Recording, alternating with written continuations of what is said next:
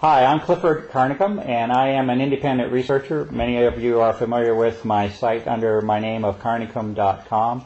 I'm an independent researcher on what I call the aerosol issue, aerosol crimes, popularly known or referred to as chemtrails. I don't use that term, but I don't have any problem with other folks that do that. But for about 10 years, I've been doing research on the aerosol issue, the deliberate introduction of massive amounts of particulates into our atmosphere. Our purpose here today is not to debate or discuss the reality of that subject. It is to go into a much deeper subject, and that is the biological consequences of these aerosol operations, with a particular interest in a condition that has emerged that has been called Morgellons. We will find that as I use this term, really any time in the future, and as well as now, I will put that term in quotes, and I think that'll become clear as we talk today. I'm here with Gwen Scott, Dr. Gwen Scott, a naturopathic doctor, a longtime friend, associate, and collaborator on research that we have done over 10 years now, with a great deal of recent activity over the last 3 months, specifically on, again, the Morgellons issue. What I'm going to do today is take about 10 minutes and simply make the audience aware of a series of papers that I have written. I will not go into in depth. I will not have time to go in depth, but I simply want to make the audience aware that these papers exist. The main subject of each paper that has evolved over the last 3 months. Then Gwen will have some time for some of her thoughts, personal issues and testimony related to this issue, and then we'll have a couple of minutes at the end to close. So my work will basically be a chronology, and my work on this issue started in August of 2006. And there was an individual that presented physical samples to me of a skin condition, along with the reports that wherever she went with these samples, that she either received no information back from the doctors, or that she was ridiculed, or that she was called delusional. This is how this individual was treated. This apparently went on for several years. She sent me a sample because I could not really believe that somebody would not respond to a physical sample that she was providing. Apparently not the case. So I received the sample, and I looked at this, and I posted the first article on the subject, and that article was called First Observations, and that was in August of 2006. That work was posted, rather phenomenal in terms of what it showed. It showed the presence of very unusual structures at the submicron level under the microscope, things that had no tie or continuity with normal biological processes, submicron fiber networks. And at the same time, the term Morgellons was emerging in more popular circulation about certain people that supposedly had a skin disease, and this is how it was framed, as a small subset of the population that had this skin condition, who, by the way, were generally being called delusional or crazy along the way. That work was posted along with an appeal for positive identification of the unusual structures that were being seen under the microscope at high power. That call went completely unheeded for a full year or more. Nothing happened in terms of any response to identification of these unusual biological structures. At that time, this would have been in November of last year, a second individual provided me with samples in a much more direct form. I had access to the individual, and numerous physical samples were provided. Those were also looked at in great detail under the microscope, and at that point it was different because I had a match. I had only had the one sample from one individual for a whole year. At that point, when the second individual came in, I had numerous samples to look at, and there was an exact match to the T, an exact match with that first sample of a year ago. And in the end, there are about 4 basic forms that are showing up on my side under the microscope. They are as follows. One would be what I call an encasing filament, or a bounding filament, a filament that is usually barely visible to the human eye, but within it a second structure exists, and that's a submicron network. So you have a bounding filament. A human hair is roughly on the order of 60 to 100 microns thick. this encasing filament is on the order of 12 to 20 microns. So you can see it with the visible eye. It has a similarity in appearance to a hair, but certainly you will find that it is not a hair when you look at it under proper magnification under the scope. So the second form is within the bounding filament, and this is a sub-micron network of fibers or filaments. The third form is that it's a coccus form, it appears. It appears to have strong similarities to what would be called a coccus bacterial form, a spherical form. These structures are measuring at the submicron level also. Approximately a half to 7/10 of a micron is the best size that I can come up with. And the fourth structure is what I'm right now calling a hybrid form, and this is something which is somewhat in between. It's somewhat of a transition between the filament and that coccus form that I'm speaking of, although it's aligned more closely to the filament form. It's just not as long and not as irregular in its appearance. These are four basic forms which are appearing over and over and over.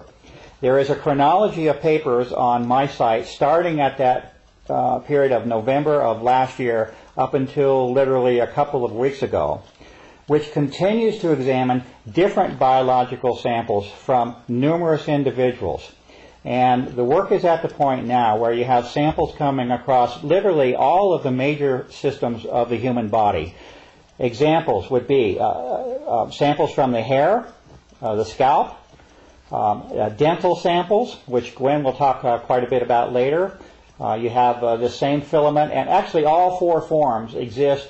Three of them commonly occur in the outward manifestation of the body. That hybrid form is occurring primarily in the blood samples, it appears.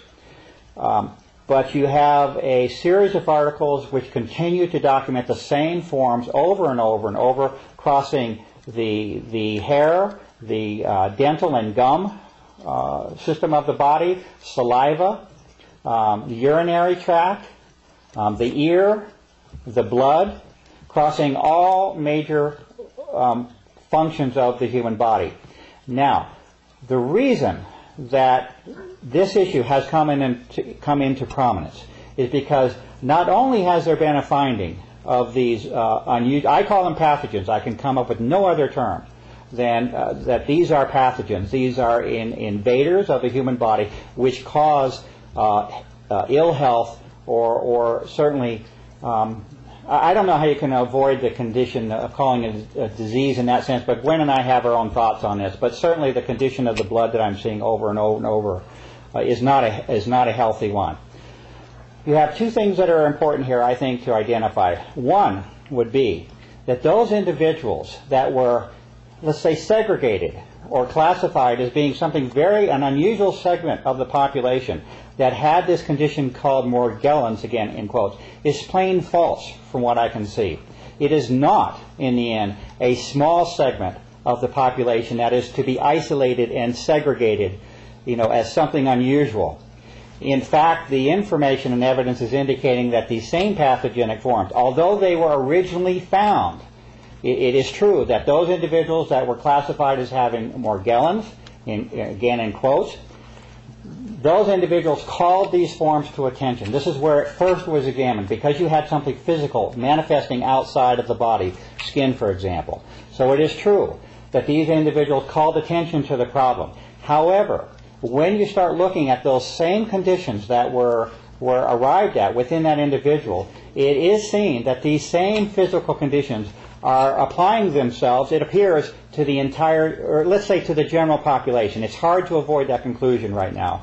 We have 18 individuals across 3 to 4 state lines that have contributed physical samples thus far, and the same identical pathogenic forms, again I can come up with no other proper term than that they are a pathogen, are occurring in these individuals. And the only distinction that I can make with the so-called Morgellons individual is that you simply have an outward or visible manifestation or visible form with that individual. But if you get into the blood and you get inside the body in these major systems, the same forms are occurring with all.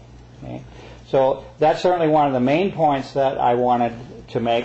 in terms of the distribution of this condition. The classification of Morgellons as something specific to a few individuals appears to be entirely false, and the only conclusion I can come to at this point is that it certainly appears that the general state of health of the general population has been affected or degraded by the presence of these pathogens. The next important point that needs to be made is the connection with the aerosol issue. From one perspective, a person could simply examine the so-called Morgellons condition, and you have a field day in itself in terms of trying to explain what it is that you're seeing. That's a valid subject in itself, which deserves a whole lot more attention than it's received thus far. But unfortunately, there has been the linking by direct physical evidence of the so-called Morgellons condition with airborne samples that now have a history extending back 10 years. In particular, a set of samples that was sent to the United States Environmental Protection Agency at the beginning of my work, close to being 1999 or 2000, and the subsequent refusal of the United States Environmental Protection Agency to identify that material. If you now look at the microscopic level, very high magnification, you will find a direct parallel in form, structure, and size between that very sample that the EPA refused to identify. Basically, 3 out of those four forms that I spoke of, you will see within that single sample that the EPA refused to identify. And so obviously the problem here is that it appears as though there is a direct link between environmental contaminants and environmental samples and the subsequent biological manifestations that are occurring, not only within a certain class of individuals that have been given a name, but unfortunately it looks like they extend themselves through the general population. I'm going to pass right now this subject over to Dr. Scott to give her time for her thoughts, and then at the end we'll come back for a couple minutes. And also I wanted to mention that I hope that in the future we can have a couple more sessions like this, but I wanted to open the door and at least get some general information out there, because there's actually indications that even the alternative press in some ways is not being, let's say, quite as open in the disclosure of some of the information as I think might be helpful to us. So, Gwen, I wanted to thank you very much for being here today. This time we're both under the camera. Last time we did some work with just you under the camera. Sure. But I wanted to thank you for being here and give you a few minutes to give some of your thoughts on this issue, and thank you very much. Well, I have to thank you, and I think every human on this planet, Clifford, has to thank you. You spent nothing but the last 10 years of your life with nothing coming to you doing this work. So on behalf of humanity, thank you. And thank also you. Your beautiful wife, who's been patient unbelievably throughout this process. Right. Thank you. Dovetailing what Clifford was saying, this is not a disease, folks, and that's a terrible misleading that's going on in Morgellons disease. I've been working with this, well, it's a network of things for a couple of 3 years now. At first I had no clue what I was working with, using my own body basically as a laboratory. And I began to see that there are a lot of components. Morgellons was just a name put on this because people were demonstrating something through their skin, as Clifford mentioned, which later under the microscope we begin to see very unusual forms. But it is a very compound, complex network of pathogens, organic, inorganic, and all kinds of things. Fibers, we have heavy metals, we have bacterias, funguses, viruses, all kinds of things that seem to be working somehow synergistically, none of them good to the human body and human health. I was able to touch base with one of the people who actually was involved in the design of some of this, and I think at the time he thought he was doing his country some good, and in retrospect now realizes perhaps not, and so he's trying very hard to help anybody who's conscious of what's going on. And he did tell me that most of these pathogens have been genetically altered. so that some your immune system doesn't even know that they're there. They're cloaked. They're different. They can overcome. And I won't go into specifics, but just to say these are not your average bacteria, virus, fungus, and of course heavy metals are not average in the human body anyway. And these fibers, these unusual fibers, are wires that we're seeing. People have said, well, where is it coming from? Well, clearly there's been enough air sample to know, and Mr. Carnicom Clifford just made that connection for us, through the air. And remember, folks, and this is something people forget, we've sort of disconnected. Hopefully we can reconnect with some very important things today. Whatever you breathe in is systemic or system-wide to your whole body in less than a minute. And these things that we're talking about here are very small, tiny, tiny, tiny particles, goes into the lungs, go directly into the blood supply. No oversight, nobody knows, this is a slow process of discovery, can be changed on any given day without our permission or knowledge. So it's pretty disturbing when you think about it. But we do know that some of these, at least, are coming into us with deliberation through the air supply.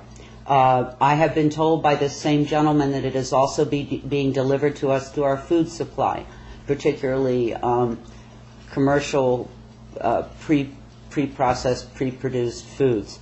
Something to think about in terms of your diet. And also, I have a personal belief, I have no proof, that perhaps through inoculation, willing inoculation for many years, I say willing, we were sort of told we had to get all those inoculations. But anyway, so there you go.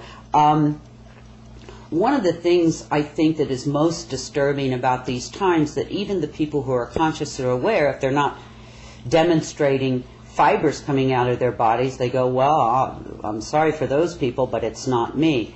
What I am discovering along with Clifford over time here is that every single human that goes through a series of sampling and testing seems to have this condition. I don't even want to call it Morgellons. It's a compound complex assault on the body.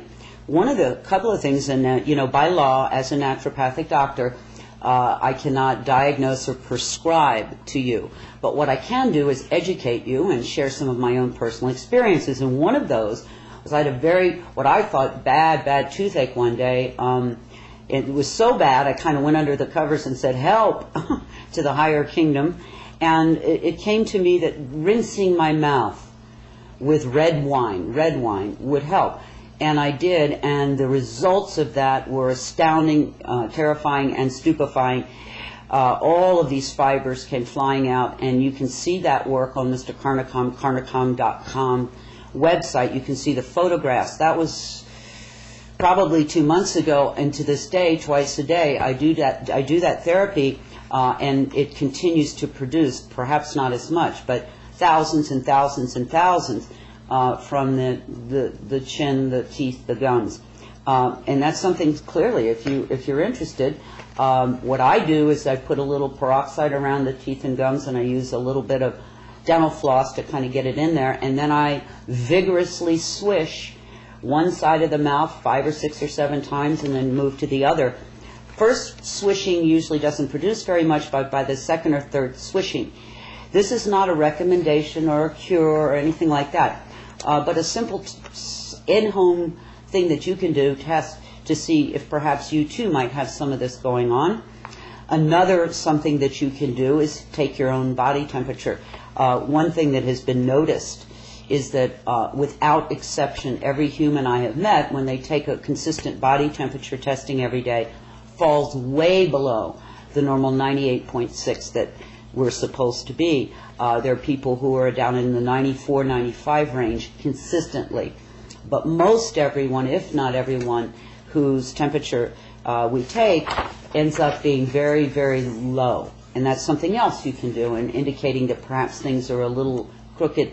The reason I think this is important is, if not for yourself, okay, say you don't care about yourself, but I know you love somebody, you have children, you have a mom or a dad, a brother or a sister, you can just sort of look away or do the ostrich thing, but believe me, whether you and yours are dealing with the chemtrails, the aerosol spraying or not, it's dealing with you. And if we don't begin to accept that, as difficult as it is, and for most people of consciousness and good heart, it's inconceivable that anyone would want to harm their fellow man that way, by coming to the recognition that perhaps there are some folks who do, and for what reason I have no clue, then you have to somehow enjoin. You have to somehow decide that it is touching your life and in a big way. Ways that I have noticed and been able to sort of track through myself and friends and family and clients is a sort of a premature aging, and that affects every body part. Hair loss, all kinds of things, joint pains. And as I go along on the discovery, I'm beginning to understand that more and more of what we associate with aging and ill health can be directly related back to this system, this very kind of compound, complex mix that's coming into us, all of them taking tolls on in one way or another. If you are working, and I do suggest that you do, work with an enlightened practitioner, it's very important that they understand that we have a new paradigm, health paradigm that we're working with now, and they need to become educated about all of the things coming into us. And if you go to Mr. Carnicom's website, I did post a paper there, a very extensive paper about my own personal journey through this, and in there's some suggestions. Please, not on your own, but work with an enlightened practitioner. You're welcome to take any of that information to him or her to help you and yours achieve optimum health. Just a few final comments. Everybody says to me, well, okay, what do I do? Well, I think the first thing you do is what you're doing right now, is becoming aware, educating yourself, becoming conscious, because knowledge is always the beginning. And then after that, follow your soul, follow your spirit, go and meditate, do whatever it is that you need to do, because everybody can contribute something positive to these times. So you'll have to find what your journey is and what your contribution could be. I would only say to you, to do nothing it would be sad, because every contribution means something. And I would also say it's hard not to get angry. It's hard not to come right back at it with anger and hatred, and they should, whatever, and all that stuff. But in my opinion, that it's that energy that got us where we are right now, and that even though this is so difficult to approach this way, to me it seems the only way, which is with love and compassion and kindness and all the light side energy, because in the end it's the most powerful, and I think can offset. The same person that came to me said so much of what's going on is vibrational, and if you look at Mr. Carnicom Clifford's website, you'll see a lot about frequencies. And we know that anger and hatred and judgment all carry a very dense negative frequency, whereas love, light, compassion carries a different frequency. So that in and of itself is good medicine. As I go along through this process with myself and my friends and my clients, I will continue to update whatever observations I have about the nature and potential mitigating natural remedies that you can consider. As I said, please work with a professional healthcare practitioner. And in closing here, really, I just want to say, anybody watching this, bless you. Bless you for being conscious, and bless you for caring. And I know Mr. Carnicom Clifford has a few closing thoughts. Yeah, I just want to thank you very much, Gwen. And I hope we get the chance to meet again soon on this. And I suspect it might be helpful to have just more of a dialogue maybe the next time. But it's helpful to get some of the really just introductory. We're just trying to raise the issue on this. And one comment that with respect to this test that Gwen described with the wine. Unfortunately, this is not an anomaly. This does not appear to be something that is extremely unusual. It's unusual what is being seen, but this is not something restricted to a single individual. What has happened thus far in the tests that she has described, this is very real that we're speaking of, and this is why we're presenting this in a video. This is real, this is physical. And thus far there have been 18 people is our latest count, right? 18 people. We could essentially call this a random sample from across the country. Numerous states now have conducted this very same test. And I'm not a doctor at all, and I don't claim to be a doctor in any way. And I'm not offering a cure. In fact, we don't know 1/10, 1/100th of what is going on. But we do know that there is a specific physical test that has been established. Gwen is the one that discovered this. And thus far, on essentially a random sample of 18 people across the country, every single one of them is producing the same physical forms, which I must declare, the best that I can, as being a pathogenic form. These are not meant to be in the human body, what is being seen here. I'm not going to swear that every single person across the country and in the general population has this, but certainly statistically we're way beyond any norm. So I would like the audience to become involved to the point where they are aware that this is a physical manifestation which appears as though it may be affecting the general population, not something that we shove off to being a few folks like they treated lepers in the past. I also want to let it be known how the CDC has responded to this issue, and if we're counting on the federal government and the federal agencies to give us the scoop and the lowdown on this issue, we've got a very serious problem. Because if you look at the CDC's history here, they have been anywhere from completely ignoring the issue. They've taken several tactics, several along the way, and they change according to what appears to be appropriate for them at the time. One is complete refusal and denial to even acknowledge the subject. The next stage they got into was one of labeling the condition as delusional. They put it up on their website that this is a delusion, falling right in line, again, with a tactic that was used. Then there appeared to have been pressure applied to that agency, and they removed the delusional reference and acknowledged that such a thing might exist in some form, but we don't know anything about it, that we're going to do a study, but nothing happened. This was on for at least a year and a half. They declared an intent, nothing happens. It then evolves to the point where there's a press club, a national press club, where there's an acknowledgement of the issue. And what do they do there? They say that we're going to study this. There's no sufficient funds established for a study. The study is confined to a specific group of people with a specific health organization, Kaiser Health Organization. A very specific test. And who's the main scientific let's say arbitrator of this? The Armed Forces Institute of Pathology. Okay, this is who is supposedly evaluating the reality of this condition will be the military. So, and now we're at the point where there supposedly will be some information released a year and a half on this specific group of people. So if we're counting on the CDC or the general press to help us circulate information, there's obviously a problem. This is one of the reasons that Gwen and I are together here. On my side, there is a call for an appeal for assistance for positive identification. A lot of my work is specific, under the microscope. It's not something that's nebulous. There are very specific forms that are repeatedly showing up now, and they need positive identification, not a maybe, not might be. We need positive microbiological description, identification of what's there. And if it's a little bit beyond the ordinary, we need to know that as well.